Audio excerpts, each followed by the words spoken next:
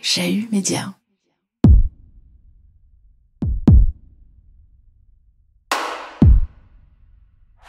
Il ne faut jamais oublier l'aspect matérialiste des choses. Quand je dis matérialiste, c'est que c'est pas simplement du discours, c'est d'organiser pour que ça se passe comme ça.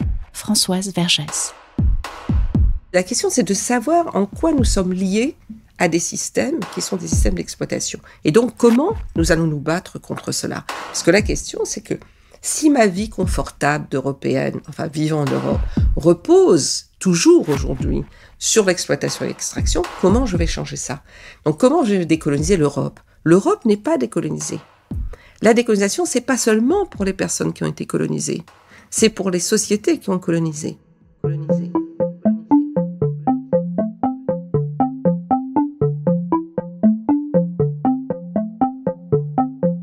Promenez-vous dans la ville et observez.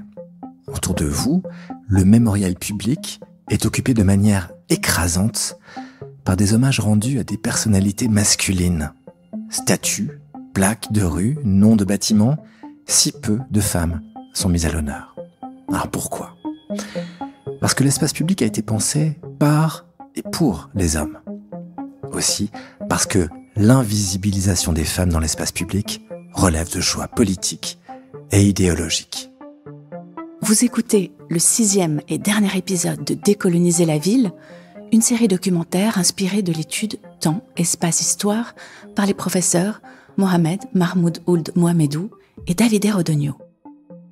Un épisode comme un épilogue à notre série autour de la nécessaire décolonisation de nos sociétés. Et c'est aux femmes qu'on le consacre.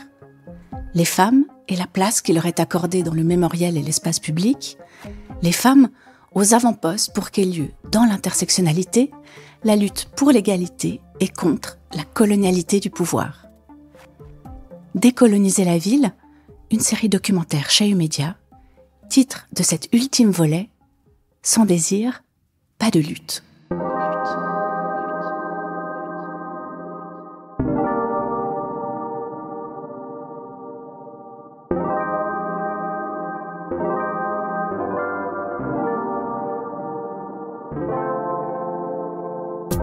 Les femmes, finalement, en France, il y a énormément de femmes qui prennent la parole contre le racisme.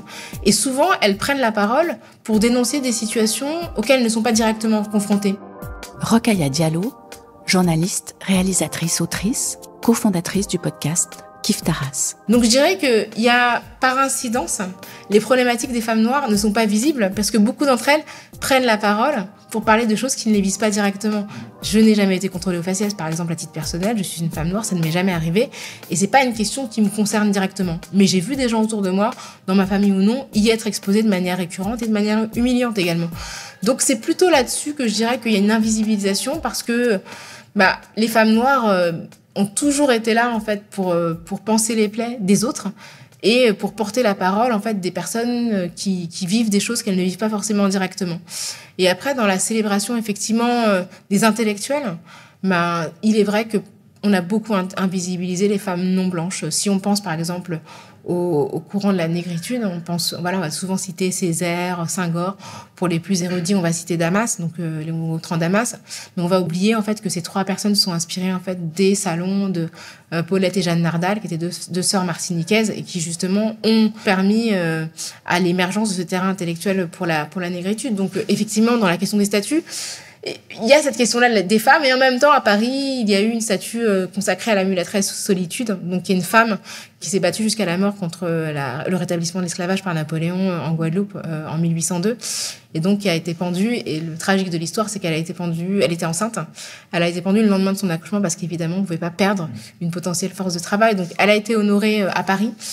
Avec le contexte post-MeToo, il y a quand même une conscience du fait que même dans la question de l'antiracisme, on se doit quand même de regarder qui sont les femmes qui ont pu prendre la parole, ou en tout cas contribuer à l'édifice. Mais il y a aussi un travail d'historiographie à faire, parce qu'aujourd'hui, on n'est même pas en position de citer un nombre équivalent de femmes par rapport aux hommes qui ont œuvré contre le racisme. Et là, on parle beaucoup des personnes noires, Évidemment, ça fait qu'on oublie les personnes asiatiques, par exemple, qui sont complètement niées, alors qu'elles ont été surexposées au racisme, notamment avec la montée de la pandémie. Mais voilà, ces personnes, ces héros, héroïnes de la lutte contre le racisme anti-asiatique, sont totalement invisibles.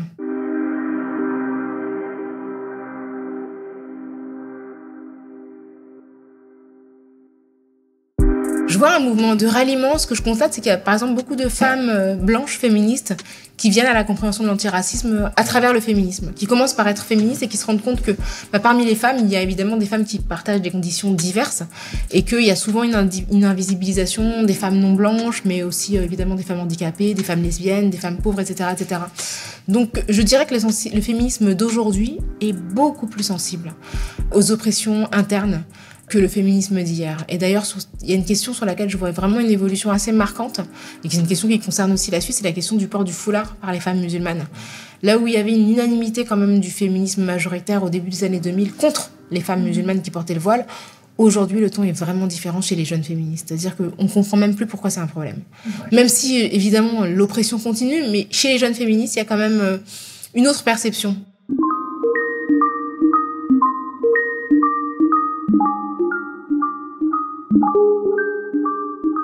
En tant que personne de couleur, notre lutte contre l'impérialisme racial aurait dû nous apprendre que partout où il existe des relations maîtres-esclaves, opprimés-oppresseurs, la violence, la rébellion et la haine infiltrent tous les éléments de nos vies.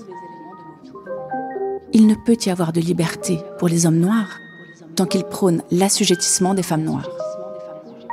Il ne peut y avoir de liberté pour les hommes sexistes d'aucune race tant qu'ils prônent l'assujettissement des femmes. Bell Hooks, Ne suis-je pas une femme ? Femme noire et féminisme, 1981.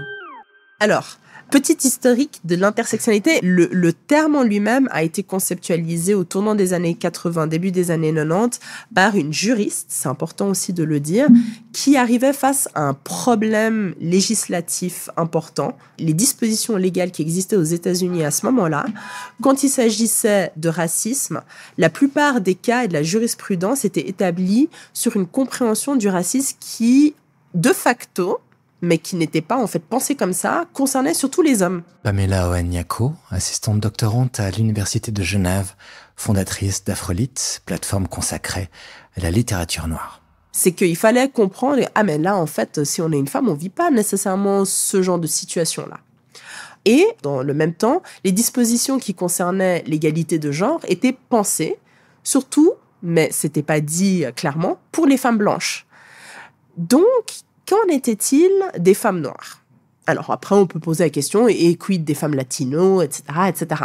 C'était vraiment ce constat auquel elle est arrivée, c'est que les femmes noires, du fait en fait qu'elles soient en même temps femmes et noires, font que les expériences qu'elles vivent sont à la fois racistes et sexistes.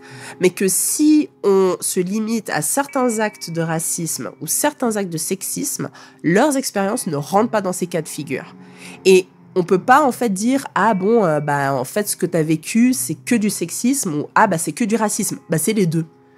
Et c'est ça en fait que cet outil analytique en fait permet de comprendre, c'est qu'il y a, alors on peut ramener ça maintenant dans l'espace suisse, et d'ailleurs j'invite à aussi s'intéresser aux travaux menés par Faten Karezi, qui montrent que il y a des traitements qui vont être différents, que ce soit dans les administrations, etc., mais aussi dans la vie de tous les jours, qui concernent les femmes noires ou les femmes musulmanes, etc. C'est que leurs oppressions vont être différentes. Il faut justement voir dans quelle mesure cette différence va compter que les femmes blanches. Donc l'intersectionnalité est à ce niveau-là utile pour prendre en compte les différences d'une catégorie. C'est-à-dire que dans une catégorie personne noire, personne femme, personne lesbienne, personne aisée, il y a d'autres types de critères sociaux qui vont se jouer. Et qu'est-ce que ces combinaisons-là créent comme situation ? Et ça peut même mener à des revendications qui sont totalement différentes. Et ça, l'histoire et même les revendications actuelles le montrent. Nous espérons que cette manifestation se rendra visible sur le fait que nous aussi en Suisse et partout dans le monde, nous sommes touchés par le racisme et la violence policière. Contre le racisme, contre la paix, la justice, la paix, assez c'est assez, assez c'est Ouais, je pense qu'il y a eu clairement un momentum en mai 2020 et à partir de là, les voix ont pu enfin se libérer ici, en fait. Il n'y avait jamais eu de libération des voix noires en Suisse. Rachel Mbon, journaliste militante antiraciste, co-autrice du film documentaire « Je suis noire ». Mais c'est dur de se battre seul et surtout ce moment-là, ce momentum a permis de visibiliser, de prendre conscience d'une part qu'on n'était pas seul, qu'il y avait d'autres personnes noires qui luttaient sur le terrain avec nous. Ça nous a permis de nous fédérer, même s'il n'existe pas encore réellement une fédération globale pour toute la Suisse parce que c'est plus des petits mouvements et des collectifs. Mais petit à petit, je vois qu'il y a des liens qui se nouent, des passerelles qui se créent entre la Suisse allemande et la Suisse romande. Au travers du film, j'essaie justement de rassembler des personnes pour penser la suite parce que il y a eu un premier pas, mais il faut qu'il y ait d'autres pas qui suivent et les autres pas s'inscrivent notamment dans une visibilisation plus prégnante des femmes dans l'espace public. Je pense que c'est maintenant possible d'aller sur ce terrain-là et de demander justement réparation aujourd'hui.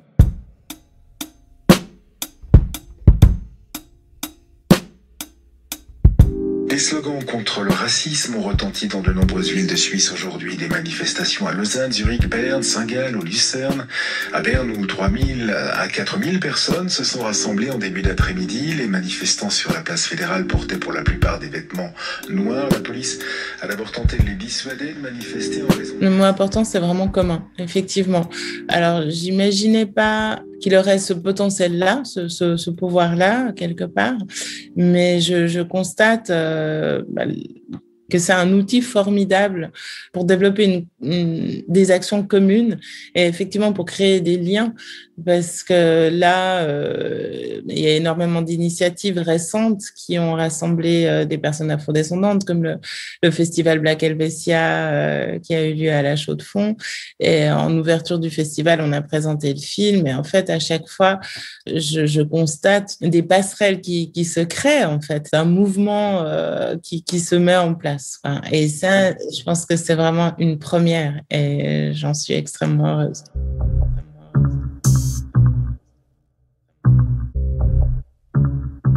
Il y a une exigence de changement. Et aujourd'hui, au travers du film et la possibilité de le présenter aussi à des politiques, d'aller sur ce terrain-là, avec plusieurs mouvements d'action, permet de créer un réseau fort à différents niveaux de la société. Et à terme, le but, c'est qu'une personne ait la possibilité de mener une action politique, clairement.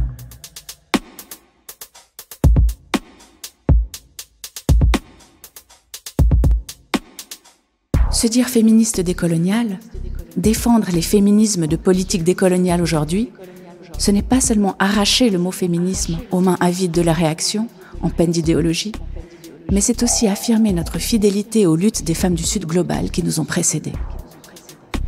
C'est reconnaître leurs sacrifices, honorer leur vie dans toute leur complexité, les risques qu'elles ont pris, les hésitations et découragements qu'elles ont connus, c'est recevoir leur héritage. Un extrait de Un féminisme décolonial, Françoise Vergès, La Fabrique Édition, Paris, 2019. Comme le dit très très bien Césaire dans le discours sur le colonialisme, une société ne peut pas avoir esclavagisé et colonisé sans que ça lui revienne. Ça peut pas être dans un espace là-bas et qu'ici je vais être protégée. Les idées racistes vont revenir, vont contaminer la littérature, les arts, la philosophie, le droit, la conception du genre. Tout ça va être... Donc il faut que la décolonisation de l'Europe doit s'engager aujourd'hui. Françoise Vergès, politologue, militante féministe décoloniale française, notamment autrice de l'essai « De la violence coloniale dans l'espace public ». Vivez ici et transformez ici. Si on décolonise l'Europe, ça contribuera à la décolonisation du monde. Parce que l'Europe continue à occuper une place coloniale au sens d'extraction, exploitation. Quelle va être la décolonisation de l'université, de l'école, des musées, enfin de toutes ces institutions? Comment mettre fin à la violence policière? C'est ici que ça se passe, c'est ici en Europe que ça se passe. Comment cette politique anti-réfugiés, anti-migrants qui ravage l'Europe, mais comment on va lutter contre ça? Ce sont des politiques racistes et fascisantes. Et nous sommes dans ce... Après tout, moi, par exemple, en ce moment, je vis à Paris, je sors, je bénéficie d'un monde qui fait cela. Donc, il faut que j'intervienne dans ce monde. Je ne veux pas dire, ça va pas concerner je sais pas qui, ça me concerne. Comme on a encore peu de temps, revenir peut-être aux jeunes gens qui viennent vous voir ou avec lesquels vous acceptez de collaborer. Ils viennent vous voir pourquoi et vous contribuez à les outiller intellectuellement. Comment?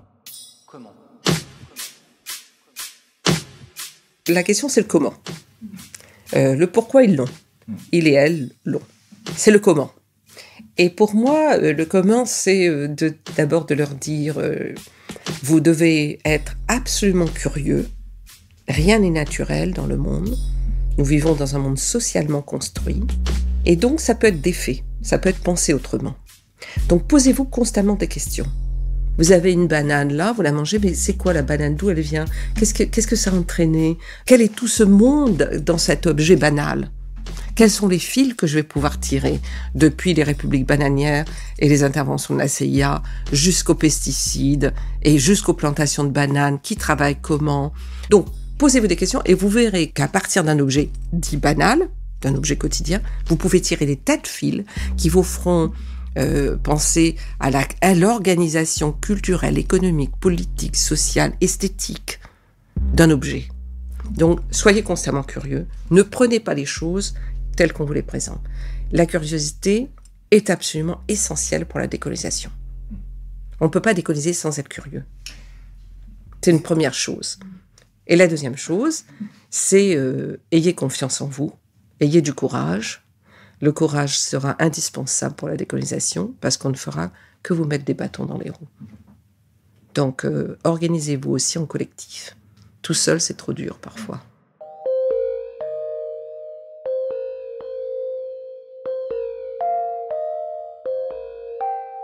On me pose aussi la question, mais vous n'êtes jamais découragé?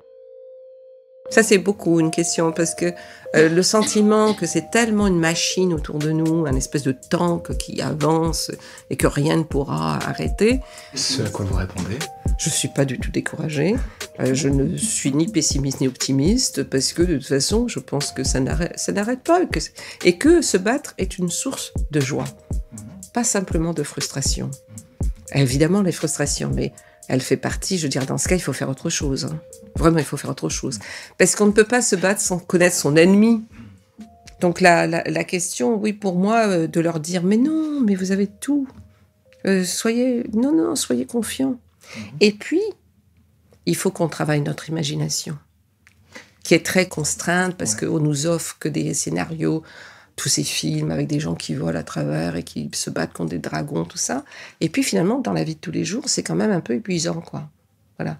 Donc, pour moi, il y a beaucoup d'exercices d'imagination.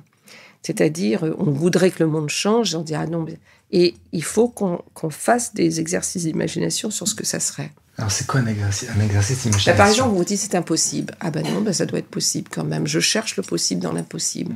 Je me dis, voilà, mon image, pour moi, qui ai beaucoup étudié l'esclavage colonial, c'est que ça dure 4 siècles et qu'il n'y a pas un jour, où quelque part dans le monde esclavagiste, il y a des esclaves et des esclavagisés qui disent, un jour nous serons libres. Il n'y a pas une journée. Donc l'esclavage était naturel. Hein. L'Église soutenait la culture, l'économie, tout semblait, c'était comme le jour et la nuit. Et puis, il y a des personnes qui disent non, absolument pas, on va déchirer ça, on va déchirer cette soi-disant naturelle, et on va dire, c'est possible. Et on va se battre pour ça, et on va jamais arrêter de se battre. Ça, c'est le possible, au cœur de l'impossible, au cœur de ce qui est présenté comme impossible. Donc, il faut penser la fin de ce monde sans en avoir peur. Il est possible, il y a eu des tentatives au cours de l'histoire d'autres Maintenant, on va vivre autrement, on va penser, on va vivre autrement. Et pour moi, c'est ça aussi. C'est donner le sentiment que oui, vous pouvez le faire, c'est quelque chose est possible. Trouvez comment vous voulez le faire. Ouais. Qu'il y a du désir, de toute façon, il faut qu'il y ait du désir. S'il n'y a pas de désir, il n'y aura pas de lutte.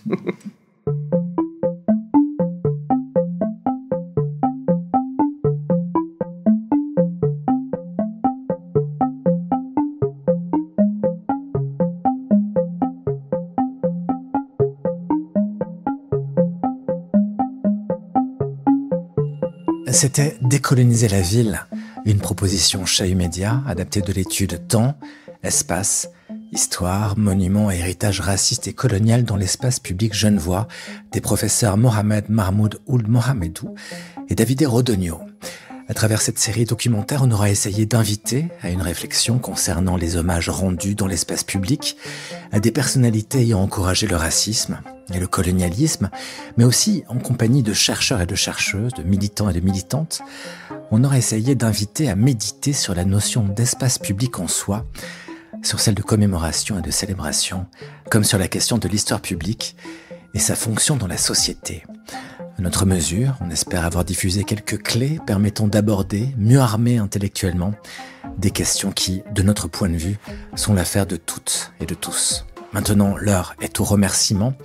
Nos saluts les plus chaleureux vont aux professeurs Mohamedou et Rodogno, que nous remercions pour leur confiance et leur accompagnement tout au long de l'élaboration de cette série documentaire podcast. Merci également à toutes celles et ceux qui ont accepté de participer à cette série et à celles et ceux qui nous ont aidés à la concevoir.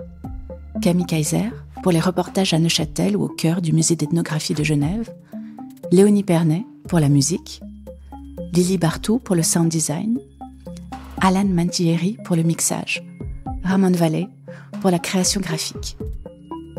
Décoloniser la ville a été rendu possible grâce au soutien de la Loterie Romande, du service Agenda 21 Ville Durable et du Bureau de l'intégration des étrangers. Merci également à nos partenaires, le Graduate Institute et le FIFDH, et un salut tout particulier à l'équipe du Théâtre du Grutli, à Robin Indé et à l'équipe de Binge Audio pour avoir permis une rencontre avec Rokhaya Diallo lors de sa venue à Genève en septembre 2022. Tous les épisodes de cette série sont disponibles sur le site de Chahut Média, www.chahut.ch, et sur l'ensemble des plateformes de podcast. N'hésitez pas à la noter, à mettre des pouces, des étoiles. Et surtout, à la partager.